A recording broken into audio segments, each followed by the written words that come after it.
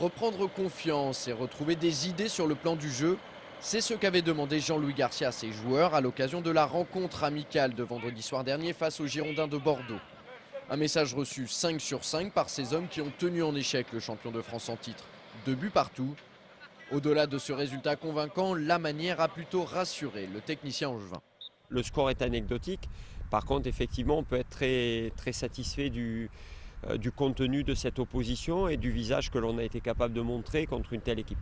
De quoi redonner le sourire avant une semaine d'entraînement avec en ligne de mire le match de championnat programmé vendredi prochain contre Istres au stade Jean-Bouin. Et pendant que les uns foulaient la pelouse de la Baumette sous les ordres de coach Garcia hier après-midi, d'autres avaient rendez-vous sur la table de soins avec l'un des 2 kinés du club, Tong Yen Lu. Cette salle d'infirmerie, c'est malheureusement le quotidien de plusieurs joueurs depuis le début de saison. Parmi eux, David Leray et Johan Tribault, 2 éléments qui travaillent dans l'ombre pour revenir le plus vite possible à leur meilleur niveau. Mais ce n'est pas tous les jours facile.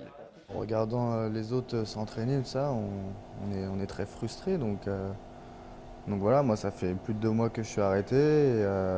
J'ai vraiment impatience de reprendre les entraînements et surtout les matchs. Il faut garder le moral quand même parce que bon, sinon on s'enterre définitivement. Donc non, pour l'instant je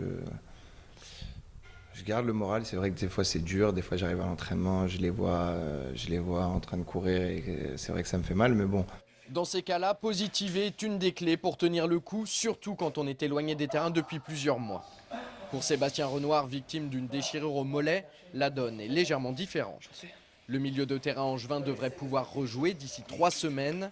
Sa blessure est moins grave que celle de Johan ou David, mais s'il veut retrouver la compétition le plus rapidement possible, il doit être très rigoureux dans la gestion de sa convalescence.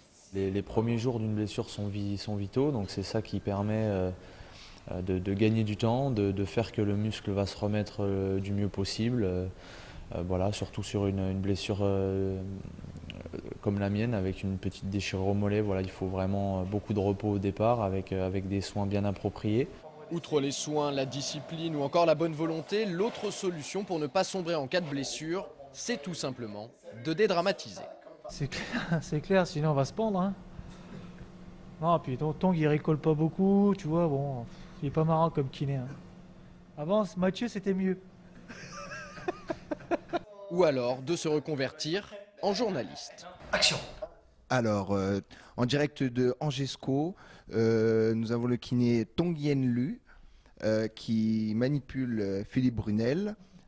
Qu'est-ce que vous pouvez nous dire sur la blessure de Philippe Brunel?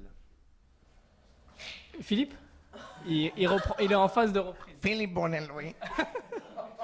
Et sinon, Tong, c'est pas trop dur de travailler et de gérer un groupe de rigolos comme ça? Non, c'est un plaisir. C'est un plaisir. C'est un plaisir de travailler dans la bonne humeur, ça n'empêche pas de bien travailler aussi. Et en plus, Tong fait le maximum pour remettre ses joueurs sur pied. On ne peut pas vraiment dire que le kiné du SCO soit rancunier. Et heureusement d'ailleurs, car il y a encore du boulot. Allez, un peu de courage messieurs, le bout du tunnel, c'est pour bientôt.